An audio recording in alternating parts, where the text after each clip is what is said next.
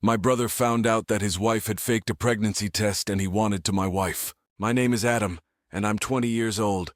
My brother John is 21, just a year older than me. Growing up, John constantly told me he was jealous of me and disliked me. It made me very sad because he was my only sibling, and I loved and admired him a lot. I always looked up to him and tried to be close, but he pushed me away. When he was happy, he was a great brother, DJ fun and creative. However, whenever we argued, he would say really mean things and try to harm me by punching, pushing, or pulling my hair.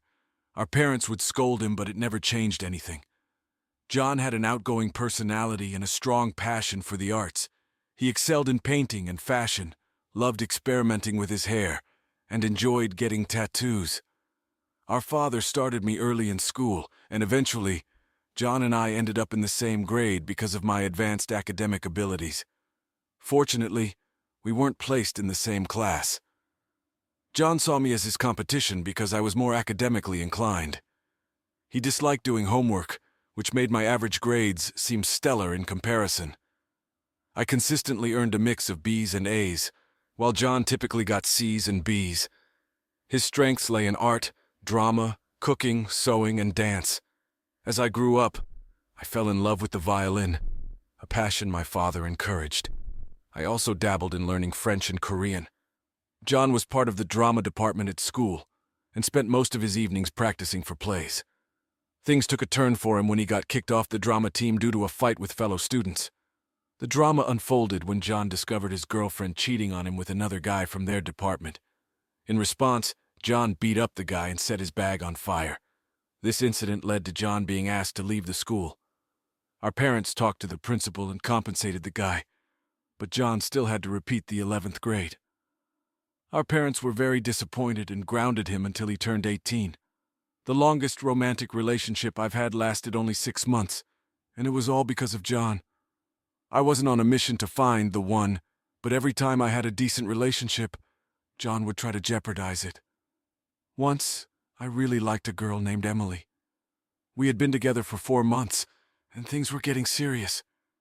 We were on the verge of meeting each other's parents when, out of the blue, the night before, she blocked me on every platform: VJ phone, message, and social media. The only way to communicate was face-to-face, so I ended up showing up uninvited at her house to talk. When I arrived at Emily's house, she seemed surprised to see me. I confronted her about being blocked and asked what had happened. Emily hesitated before admitting that John had reached out to her, expressing concerns and sharing stories about my alleged past that portrayed me in a negative light. He revealed that my brother had told him about how I had been talking to other girls throughout the time we had been dating, and that he found me sending inappropriate pictures to one of my female friends. I was mortified when I heard this. I tried to explain my side of the story, refuting the claims my brother had made, but Emily seemed uncertain and confused. She questioned why my own brother would lie about me and make up something so serious. I felt like crying as I explained to her how my brother had always been jealous of me and would try to mess up my relationships. I had no idea he could go so far as to make up such lies about me. The damage was done, and despite my efforts to salvage the relationship, Emily expressed doubts about continuing, since she didn't want to be involved with someone who had a troublesome brother like John. I understood where she was coming from, since, if I had a choice, I would not be related to him either. Heartbroken and frustrated, I confronted John about his actions. After a lot of yelling, John finally admitted to feeling insecure and jealous that I always dated attractive girls. He told me that it was always easy for me to find girlfriends, and he hated me for it. He asserted that he thought I was too good for Emily, so he made up all those lies to drive her away from me. I was so pissed at him, and it became very clear to me that his actions were driven by his own unresolved issues of jealousy. Our parents reprimanded him and told him how wrong this was. But John didn't seem to care because, in the end, he got what he wanted. Emily and I were broken up. This incident served as a turning point in my life, prompting me to start thinking about moving away from John. It was a stark realization that if I ever wanted to have a healthy and lasting romantic connection, I could not have him near me. We both shared a dream of studying abroad. John did have immense potential, But it seemed like fear, or a lack of personal research, led him to pursue computer science in our home country, following our dad's advice. Witnessing that, I realized I didn't want my parents influencing my future choices. I worked tirelessly to secure a scholarship to study abroad. However, despite my efforts, financial constraints prevented me from going. So, I compromised and started university in our country, majoring in what I wanted. However, after 8 months, my determination to go abroad persisted, and I kept searching for opportunities. Eventually, I secured a scholarship and could finally head overseas to restart my studies. My parents were really sad that I was moving away. On my last night at home, John apologized to me for all the things he had done to me since our childhood. I don't know what prompted him to do so, VJ. Maybe it was the fact that I was moving so far away, and he could have our parents to himself now. I didn't want to pursue any drama any longer, so I forgave him. During my solo adventure studying abroad, I underwent a significant transformation. I shed some weight, met new people, discovered my personal style, and gained newfound confidence. Graduating was a major milestone, but the year that followed was tough as I struggled to secure a job. Eventually, I found a good job and settled down. Meanwhile, John finished his bachelor's in our home country. He told me how he wanted to come and study in the country I lived in for his master's, so I encouraged him. He started applying to different universities for scholarships, but his applications kept getting rejected. He started growing frustrated. Once he came to visit me and stayed with me for 7 days so I could show him around. He could see that I had changed, and whenever he made any sly remarks about my clothes or my hair, I didn't let it bother me. I found it very weird how John would try to control what I was going to wear, or how I needed to behave in public if he and I went out for lunch. If I had some friends over, he would tell me how he didn't like them, and how I needed to find better people to hang out with. There have been instances when I would be enjoying myself with my friends, and suddenly he would get weird without any apparent reason. When I took him to work and showed him where I was working, he was surprised to see how huge my office was. I excitedly told him how I'd been presented with opportunities for new experiences in the field I was working in. But then, he just went quiet and didn't even seem happy for me. Instead, he shifted the conversation to himself, expressing how he would love the same opportunities and regretting some of his past choices. Later, when we were having dinner, he told me how he wanted to extend his vacation and continue to live with me, but I knew that I could not live with his judgment. I politely told him that it was better for him to find new accommodations if he wanted to stay any longer, because clearly he had some issues with me and refused to talk to me about it. This is when John lost his mind. He started yelling at me about how he was sick and tired of having me in his life when all everybody does is compare me to him, and how his achievements in life are never enough. I pointed out to him that I never treated him this way, and it was he who always made me feel inferior. John then told me how I was not anything special, and that he could have done the same things as me if he had the same opportunities. I told him that we did have the same opportunities growing up, and that I decided to apply for universities here, and worked my ass off to secure a scholarship while he was failing to secure one, and was somehow blaming me for his choices. This pissed him off, and he told me that I was just a spoiled brat, and that he wished I was never born. Those words hit me so hard that I just got up from the table and locked myself in my room. 3 days later, when he flew back without ever apologizing to me, I could finally breathe in peace.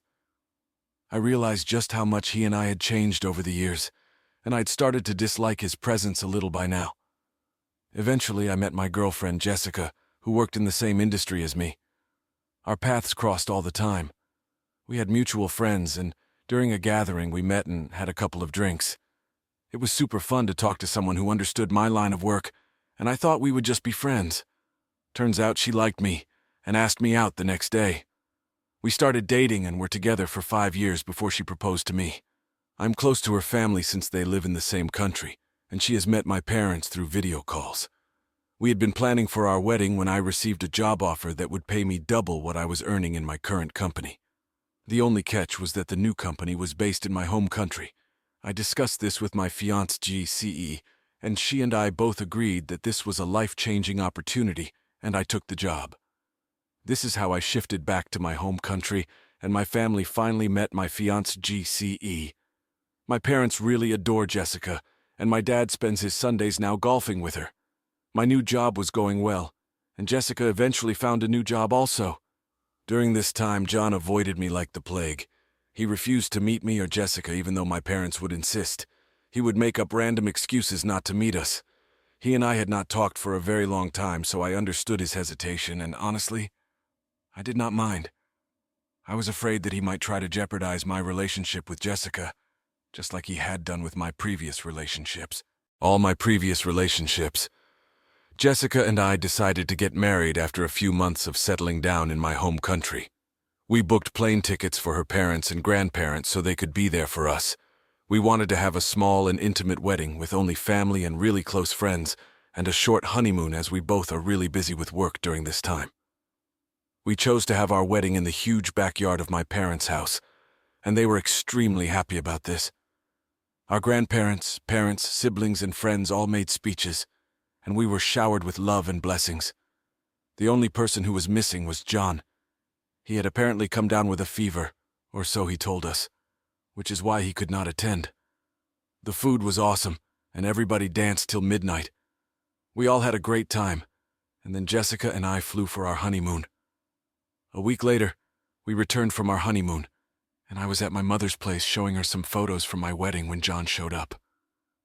As I was talking to Mom about how happy our grandparents were during my wedding, John interjected, asking if Jessica and I were having any financial troubles. I laughed and told him how I had a much higher-paying job now than before, and how Jessica was doing well also. He then mocked me by saying that maybe that was not the case, since I had decided to get married in our parents' backyard. My mother came to my defense and told John that there was nothing wrong with getting married in her backyard, and that I wanted to have a smaller wedding. So it made sense for me. I agreed and told John that I was thankful for his concern. But Jessica and I did not like extravagant things despite our high income, since we believed in using our money wisely.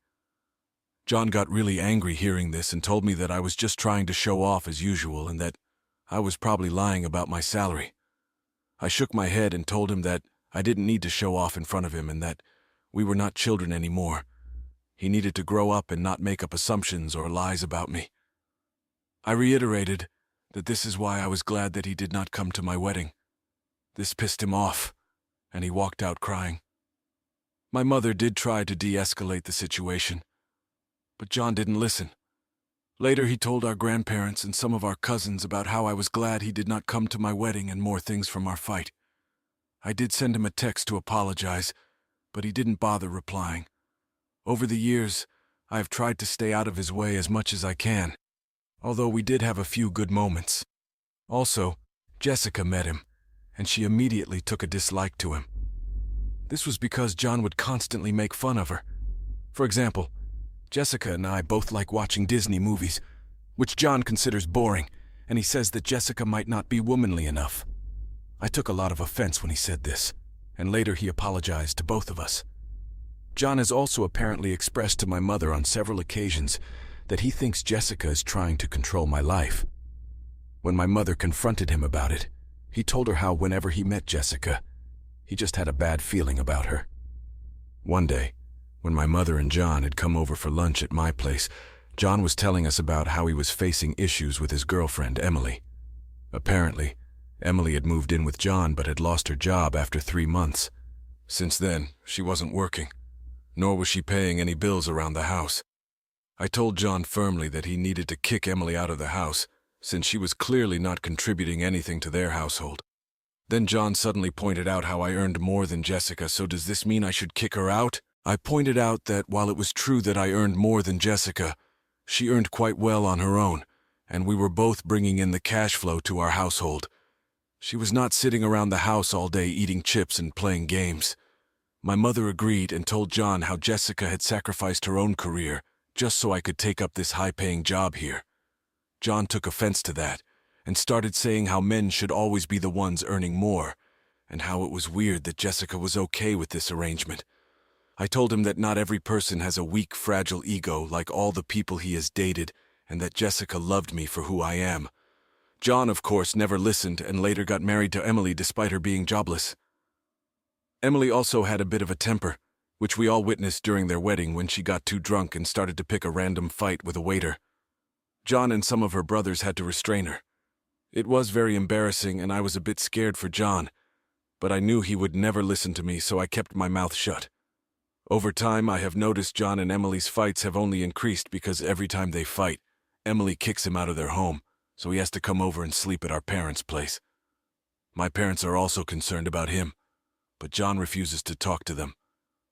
One day, we heard from Emily's mother that John had apparently cheated on Emily with one of his co-workers. They had a huge fight, and in the end, decided to work through their marriage. They had even started going for couple counseling. This year, I found out that Jessica and I are expecting a baby. We are over the moon. My parents congratulated us and told me how proud they were to become grandparents soon. They assured me that they would be there for me every step of the way. Once John learned we were expecting, he asked Jessica and me about names we liked and whether we wanted his help. Jessica and I had discussed a few names, but I did not want to share them with him because I knew how judgmental he could be. I said a very firm no, and told him no name would be shared until the baby was born, and the name was official. John suggested very strongly that this would be a terrible idea, saying that we should discuss the names with other family members so we could give the best name to our baby. I told him we did not want people interacting or interfering in the name choice since this was our baby, and we were going to name it whatever we wanted.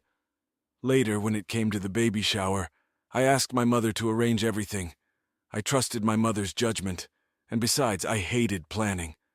I had also asked my mother to inform everyone not to give me any gifts since we still didn't know the gender of the baby. I just wanted to have a good time with my friends, since it had been such a long time, and learn tips about parenthood. On the day of the baby shower, I was pleasantly surprised to see that my mother had invited just my close friends, which is exactly what I wanted, and there were non-alcoholic drinks for everyone. I was having a great time catching up with my friends when John showed up wearing a shirt that said, "Godfather-to-be." My eyes widened in shock as there was no way in hell that I was ever going to make him my baby's godfather. It was a bit awkward as John kept telling everyone how he had always wanted to be a godfather. What was frustrating was that he never even discussed this with me. As the day unfolded, my mother invited Jessica, my father, and Emily to join us later in the afternoon, since we were going to find out the gender of the baby. As Jessica and I cut the cake together, we were shocked to find out that we were having a baby boy. Tears rolled down my eyes as my friends came and hugged me. However, John suddenly got up to announce that he had something very important to say. Everyone stopped talking and looked at him curiously. He looked very solemn as he took out a document and held it up in front of everyone. He then announced that a few days ago I had apparently gone for a paternity test and found out that Jessica was not the mother of my baby. He dramatically declared that the test results indicated a different mother for the baby. The room fell silent, and my fiancée, Jessica, was visibly disturbed. She turned to look at me as I stood there in shock. Jessica asked me what was happening and if what John was saying was true. I shook my head and looked at John to explain himself. My mother, without a doubt in her mind, asked John what the hell he was up to and why he was even making up such ridiculous things. She snatched the document from John's hand and pointed out how the mother's name didn't even have my name on it. This is when John started to laugh. My friends looked at me in bewilderment. With a smug expression, he revealed that he had downloaded a fake paternity test from the internet and came up with this plan to prove a point. He claimed that he wanted to expose Jessica for who she was and how she was definitely abusive towards me. The entire room was in shock and disbelief. I asked John if he was right in his head because my fiancée had never even raised her voice at me, let alone been abusive. He started to say how there was no way that a woman could be happy letting her partner earn more than her, and how he had suspected for a long time that she was extremely controlling. He went on to give random examples and then concluded by pointing out how Jessica got angry when he first announced the paternity test. I yelled at him that the reason Jessica got pissed was because he publicly humiliated me by announcing that our child didn't belong to her. I told him how my fiancé had never abused me or locked me out of our house and that he seemed to be projecting. I watched John's face get red with embarrassment. I continued to tell him how I was so sick of him always being jealous of me all my life and how disgusting it was for him to turn my baby shower into such a fiasco. I announced to everyone that John had always done this and recounted how he would lie about me to my ex-girlfriends. John stood there looking humiliated. My mother told him how he had gone too far this time.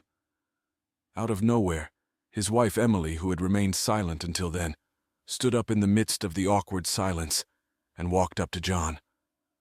To everyone's shock, she handed him some papers. The atmosphere shifted from discomfort to utter chaos as John started to question her about what this was. Emily told him how the marriage counseling was clearly not working for them and she had come to realize that they were toxic for each other.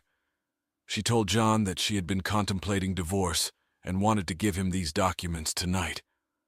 But since he liked making a scene, she could not bear to go back home with him.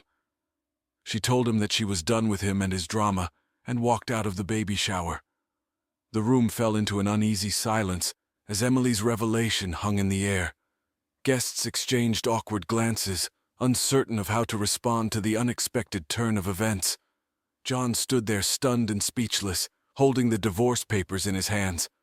John's attempt to overshadow the baby shower with his antics had backfired in the most unforeseen way. Instead of having the last laugh, he found himself facing the unraveling of his own marriage. The once celebratory atmosphere now carried a heavy tension, and the joyous occasion had turned into a somber affair as the reality of the situation sunk in. I decided that I was done with all this. I asked Jessica to escort me out of the event, and she readily agreed. I hugged my mother goodbye, and she assured me that she would call me later to check up on me. John tried to come up to me and apologize, but I didn't even bother glancing at him. Since then, my head has been reeling. As you can imagine, everyone is quite shocked about what has happened. I've been getting calls from people checking up on me. Some of them have informed me about how John burst out crying once I left the venue, and my parents kicked him out without listening to him. I feel pity for him since he has now lost me, my parents, and also his wife. I feel a bit bad about how I shouted at him, even though at that moment I felt like it was justified. Was I in the wrong for exposing his jealousy in front of everyone after he tried to come up with a fake paternity test? Update 1. Firstly, I want to thank each and every one of you who took the time to read and respond to my story. The outpouring of empathy, advice, and shared experiences over the past week has been overwhelming. I am genuinely touched by the sense of community that Reddit has provided me during such a tough time.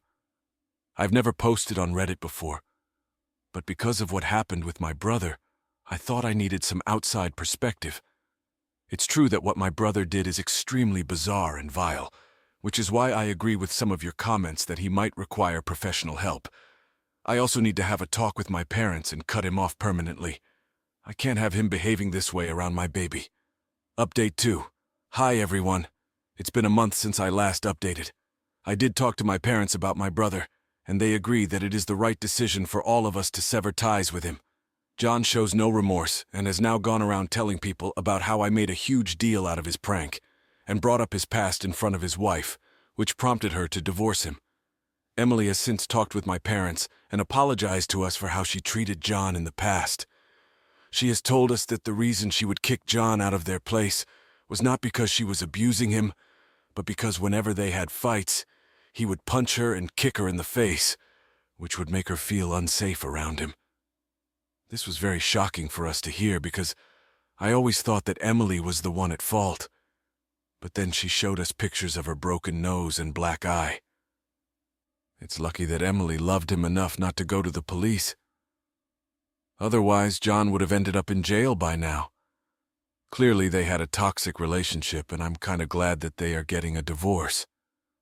My parents have talked with John and told him firmly that he is no longer welcome at their place or mine. John started with his waterworks, but my mom was so pissed after what he had pulled at my baby shower that she just went off on him and told him that the next time he ever came near me or my baby, they would get a restraining order against him. They told him firmly that he needed to talk to a psychiatrist because something was clearly not right in his head. John has refused to seek help and told my parents that they were being unfair by favoring me more than him. Anyway, I have blocked him from everywhere, and so has Jessica. We have installed security cameras at our house, so if he ever comes to my place, I will involve the police. Update 3. It's been 8 months since my last update. I am happy to write that I gave birth to my baby boy recently. The pregnancy was tough, but I am so glad that our child is here.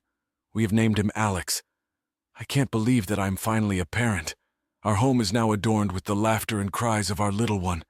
Jessica and I are adjusting to the new role of being parents, and despite the challenges, we are relishing every moment with our little one.